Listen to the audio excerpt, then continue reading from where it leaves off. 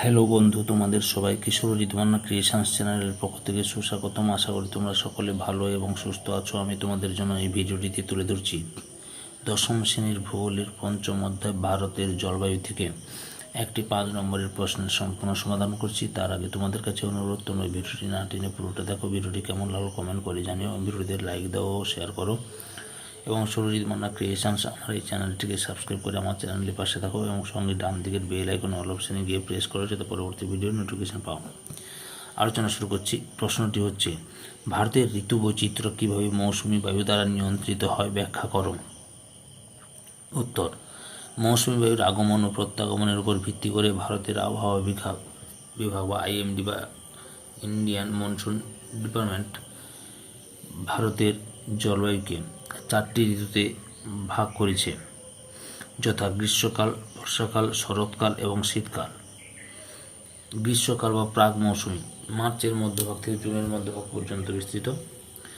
অধিক উষ্ণতা ও স্বল্প বৃষ্টিপাত ভারতের গ্রীষ্ম ঋতুর বৈশিষ্ট্য।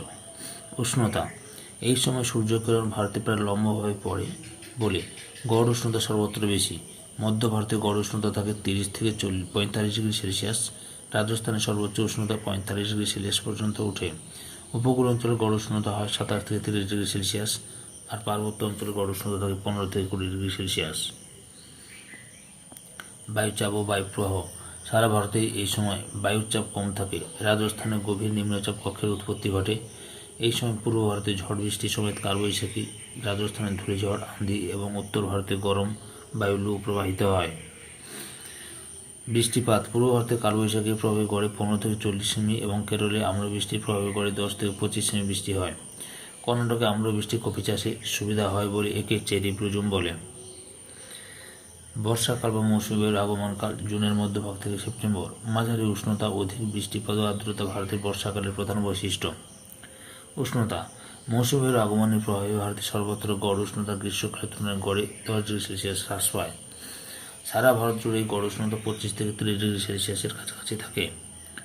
বায়ুর চাপ ও বায়ুপ্রবাহ, গ্রীষ্মের অধিক উষ্ণতার প্রভাবে উত্তর ও উত্তর পশ্চিম ভারতে এই সময় গভীর নিম্নচাপ রেখা বিরাজ করে, যার প্রভাবে মৌসুমী বায়ু ভারতে প্রবেশ করে। মৌসুমী বায়ুর আগমন ও বৃষ্টিপাত, ভারতে মৌসুমী বায়ু প্রতি বছর গড়ে 1 জুন তারিখে মালাবার উপকূলে পৌঁছায় এবং 15 জুলাই তারিখের মধ্যে এই বায়ু সারা ভারতকে ছেয়ে ফেলে। মৌসুমী বায়ু ভারতের 2টি শাখায় প্রবেশ করে বৃষ্টিপাত ঘটায়।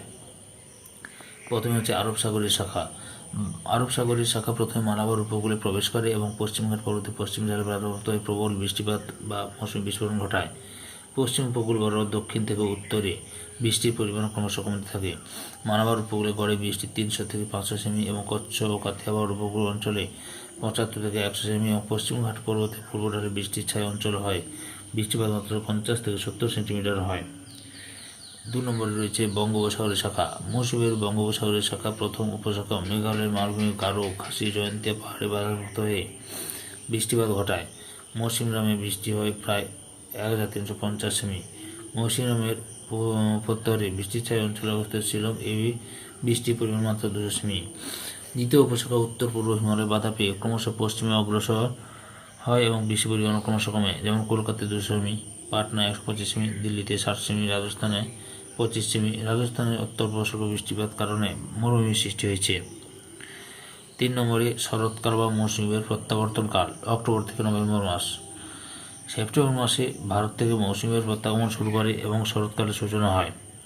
উষ্ণতা, মৌসুমী বায়ুর প্রত্যাগমনে আকাশ মেঘমুক্ত হয় বলে উষ্ণতা কিছুটা বাড়ে এবং গড় উষ্ণতা থেকে 30 ডিগ্রি সেলসিয়াস, মালভূমিতে 33 ডিগ্রি সেলসিয়াস এবং রাজস্থানে 36 ডিগ্রি সেলসিয়াস।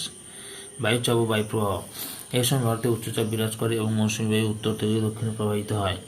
বৃষ্টিপাত, প্রত্যাগমনকারী মৌসুমী বায়ুর প্রভাবে করমণ্ডল উপকূলে বৃষ্টি হয়। সমুদ্রের সৃষ্ট ঘূর্ণিঝড়ের প্রভাবে আশ্বিনী ঝড়, বঙ্গোপসাগরীয় উপকূল অঞ্চলে মাঝে মাঝে প্রবল ঝড় বৃষ্টি ঘটে। শীতকাল, ডিসেম্বর থেকে মার্চের মধ্যভাগ, মেঘমুক্ত আকাশ, মৃদু শীতল উত্তরের শীতল বাতাস, স্বল্প উষ্ণতা ভারতের শীতকালীন জলবায়ুর বৈশিষ্ট্য। উষ্ণতা, এই সময় সারা ভারত জুড়ে উষ্ণতা কম থাকে। উত্তর পশ্চিম ভারতে গড় উষ্ণতা থাকে 10 ডিগ্রি সেলসিয়াস থেকে 15 ডিগ্রি সেলসিয়াস, মধ্য ভারতে 20 ডিগ্রি সেলসিয়াস এবং দক্ষিণ ভারতে 25 ডিগ্রি সেলসিয়াস। হিমালয়ে 20 ডিগ্রি সেলসিয়াস এবং দক্ষিণ ভারতে 25 ডিগ্রি সেলসিয়াস।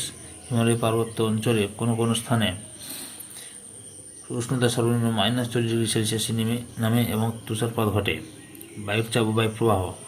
শীতকালে ভারতে উচ্চচাপ বিরাজ করে এবং হিমালয় থেকে শীতল মৃদু মন্দ বাতাস দক্ষিণ দিকে প্রবাহিত হয়। বৃষ্টিপাত। সমগ্র শীতকাল ভারতে বৃষ্টিহীন থাকে, তবে উত্তর পশ্চিম ভারতে মাঝে মাঝে পশ্চিমী ঝঞ্ঝার প্রভাবে 5 থেকে 10 সেন্টিমিটার বৃষ্টি হয় এবং জম্মু ও কাশ্মীরে তুষারপাত ঘটে। সম্পূর্ণ ভিডিওটি দেখার জন্য তোমাদের সবাইকে অসংখ্য অসংখ্য ধন্যবাদ।